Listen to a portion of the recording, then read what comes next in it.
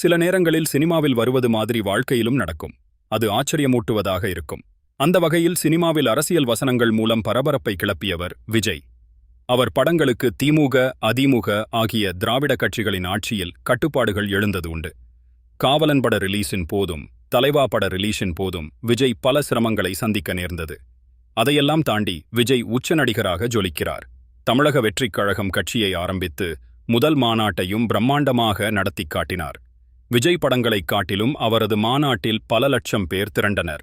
அவர் மீது இளைஞர்களுக்கு நம்பிக்கை பிறந்துள்ளது என தவேக நிர்வாகிகள் பேசி வருகின்றனர்.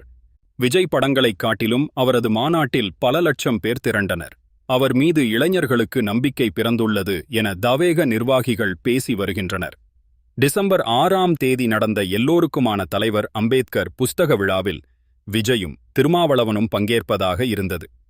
சில காரணங்களால் திருமாவளவனால் பங்கேற்க முடியவில்லை. இது கூட்டணி கட்சிகளின் அழுத்தம்தான் காரணம் என விஜய் அன்றைய மேடையில் பேசினார். முதல் மாநாட்டிலும் புத்தக வெளியீட்டு விழாவில் விஜய் திமுகவை நேரடியாக தாக்கிப் பேசினார். ஆளுங்கட்சியை குற்றம் சாட்டி வருகிறார். அதேபோல் விஜய்யையும் தவேக கட்சியையும் திமுகவினர் குறை சொல்லி வருகின்றனர். விஜய்யின் விமர்சனத்துக்கு கூட துணை முதல்வர் உதயநிதி சினிமா செய்திகளை பார்ப்பதில்லை என்று கூறினார்.